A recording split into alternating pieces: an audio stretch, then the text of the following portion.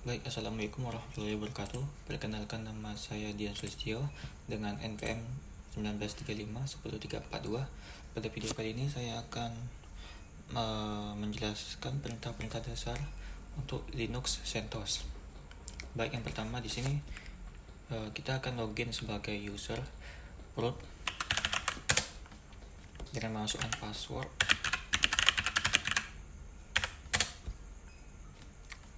Nah, di sini pertama kita perlu melihat nomor dari IP kita dengan perintah IP address, sehingga kita dapat melihat nomor IP kita dengan nomor 172.28.14.114. Nah, selanjutnya untuk melihat versi Linux, kita dapat memasukkan perintah cat /etc/red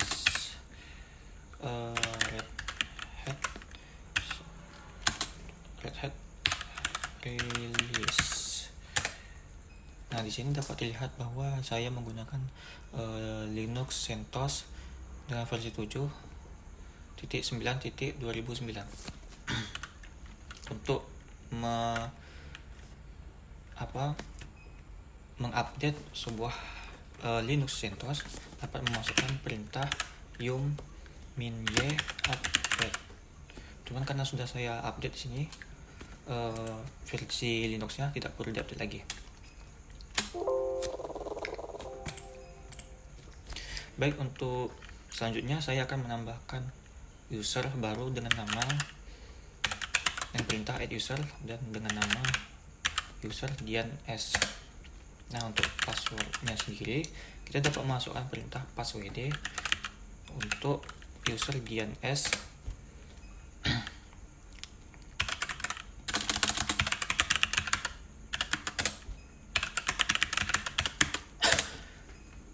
Nah, di sini saya sudah membuat sebuah user baru dengan nama Dian S. Jika ingin melihat untuk masuk sebagai user DNS, saya perlu keluar dari sini dulu, lalu masuk lagi sebagai user DNS, lalu masukkan password. Nah, di sini jika kita ingin melihat di mana posisi kita berada sekarang, di direktori mana, kita dapat memasukkan perintah pwd. Saya sedang berada di dalam folder DNS, dalam folder home. Untuk membuat sebuah folder baru, kita dapat memasukkan perintah mkdir folder baru. Nah, untuk melihat isi folder yang telah kita buat tadi, kita dapat melihatnya dengan perintah ls. Nah, untuk masuk ke dalam folder tersebut, kita dapat masukkan perintah cd folder baru. Nah, di sini belum ada file apapun karena belum saya isi. Baik, untuk keluarnya masukkan perintah cd.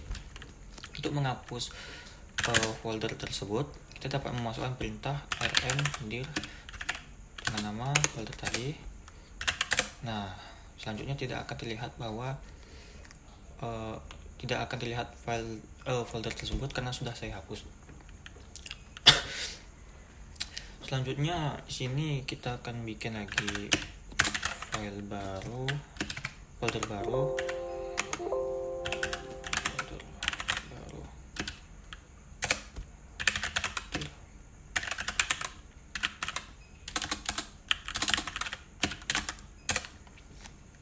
Nah, di sini saya sudah membuat dua buah folder baru dengan nama folder baru dan folder baru 2. Yang pertama kita masuk dulu ke dalam folder baru. Di sini kita akan membuat sebuah file yang bernama file 1. Lalu kita akan mengedit isinya dengan perintah fi file 1. Nah, di sini sudah kita masuk dalam editor fi. Kita hanya tinggal menekan tombol i.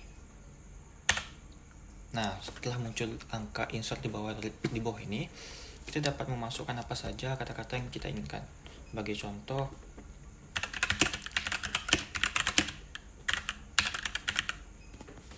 ini file baru ya guys ya.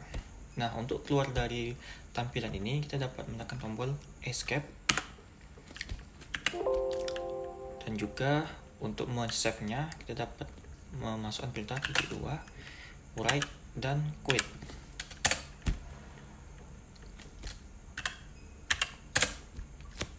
ls file 1, file yang sudah kita buat tadi, kita akan melihat isinya.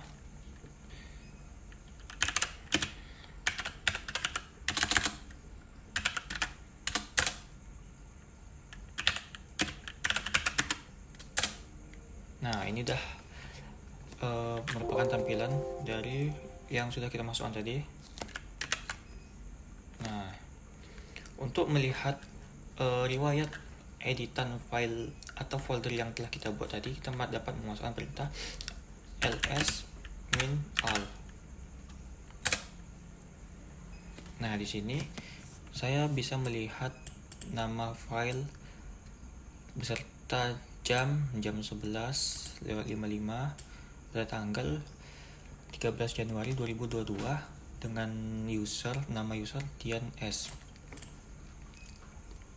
Nah, selanjutnya saya akan mengkopikan folder dari file 1 ini ke dalam file 1 di dalam folder baru ke dalam folder baru 2, seperti menggunakan perintah cp file 1, lalu kita keluar dari folder sekarang ini, kita masuk ke folder baru 2, lalu kita ubah namanya menjadi file 2. Oke.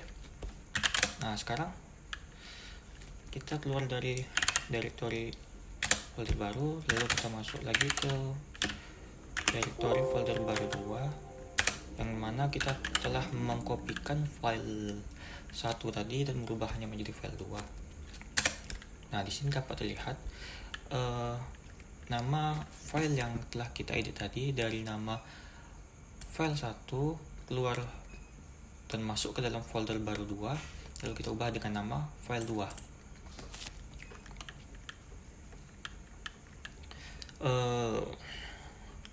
Untuk selanjutnya kita dapat menggunakan perintah move mv, yang mana kita pindahkan file 2 tadi ke dalam folder baru. Oke. Dapat dilihat bahwa kosong, tidak ada isi apapun di dalam folder baru.